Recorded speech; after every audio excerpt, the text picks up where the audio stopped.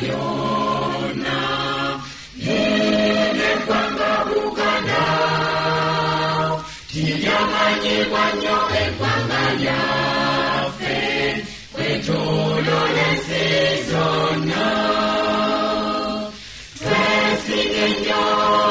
twesinye nnyo olwa Buganda yaffe ekitiibwa kya Buganda kyavadda naffe tukikuumenga abazira ennyo abatusooka balwana nnyo mu ntalo ne balyagala nnyo eggwanga lyaffe naffe tulyagalenga twesinye nnyo olwa Buganda yaffe ekitiibwa kya Buganda kyavadda naffe tukikuumenga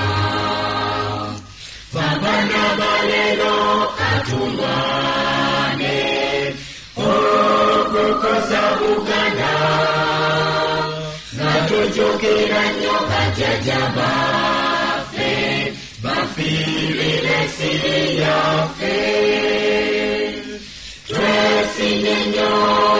twesinye nnyo olwa Buganda yaffe ekitiibwa kya Buganda kyavadda naffe tukikuumenga zenayimba cyane sitenda Ssaabasajja Kabaka asanira fuga Buganda bonna naffe nga tumwesiga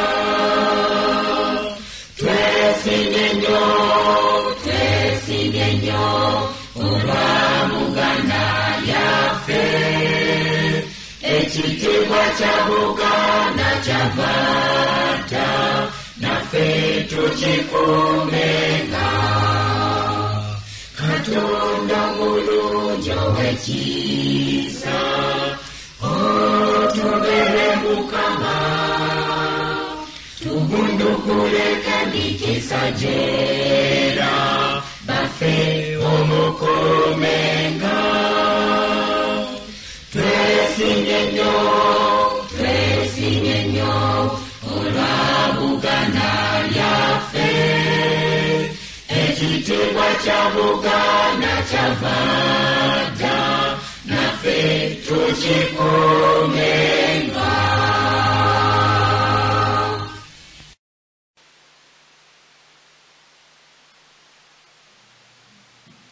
mbalamusizza nnyo abooluganda mwenna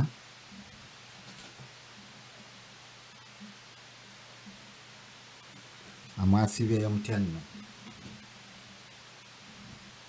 ababuuzaako nze Haruna Mutabaazi abampuliriza mwenna olwaleero ennaku z'omwezi 3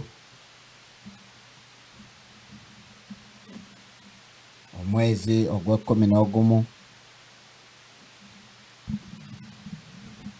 omwaka 2013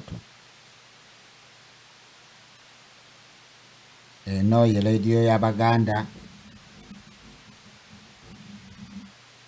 ku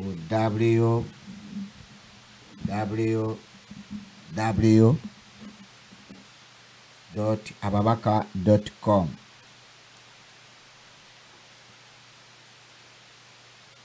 tukomyewo nate okubatuusaako puroguramu yammwe Wooli Nywera.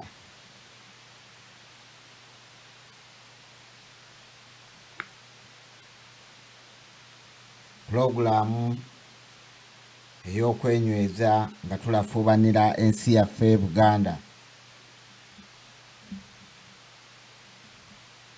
Essimu yaffe ng'osinziira ng'oli wabweru wa Bungereza osooka n'onyiga nya nya nozaako 2 0 8 mwenda emu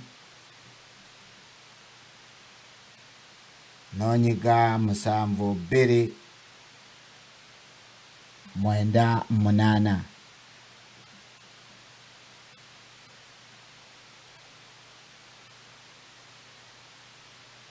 Skype yaffe eri Ngabo ya Buganda.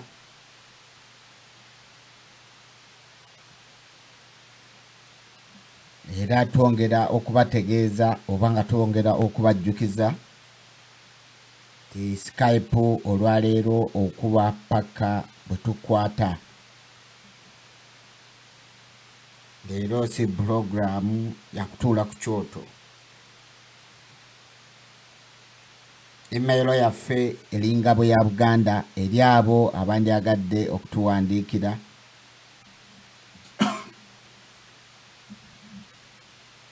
Era nga tetujja okwo kwebaza abo abawaayo ebiseera byabwe ebbanga lyonna ne batuwandiikira nga batuwa ebirowoozo ebirungi ebiwabula.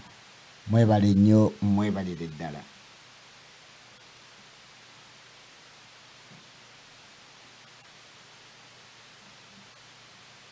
Tusinziira wano mu studio Ngabo ya Buganda eri mu Ilford ku njegoyogo z'ekibuga ekikulu London ekya Bungereza.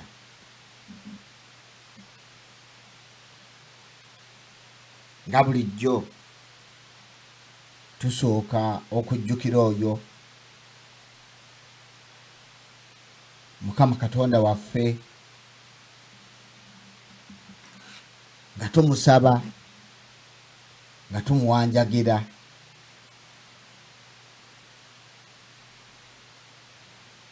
akkirize ebyo byonna bye tukola okuba nga bituukirira, kubanga ye yasalawo nakkiriza oba n'agaana.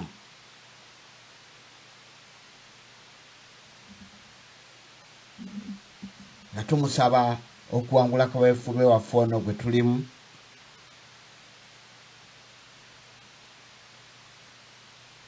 era tumwebaza olw'okutubeeza nga tuli balamu, ng'awaniridde obulamu bwaffe okubeera nga we buli mu nsi, era nga tumwebaza okubeera awamu naffe buli kiseera. Tumusaba ayongere okutulaga ekisa kye, tumusaba ayongere okutulaga okwagala kwe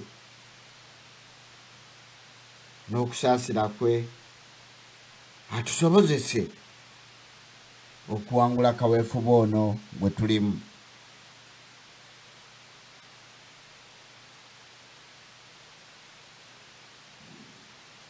Aye Mukama Katonda tumusaba atuwa amagezi, tumusaba atuwa okumanya, amaanyi n'obuvumu mu kwerwanako kuno okununula ensi yaffe Buganda okugijja mu buwambe. Abaana baffe n'abazzukulu basobole okugyesiimiramu. Tusaba ayi Mukama Katonda akkirize okusaba kwaffe.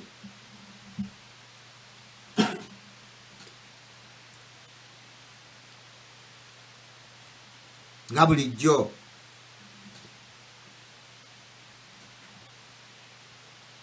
tubajjukiza tumbala gwaffe kwe tutambulira gugamba Abaganda amazima galituwa eddembe. Abaganda amazima galituwa eddembe.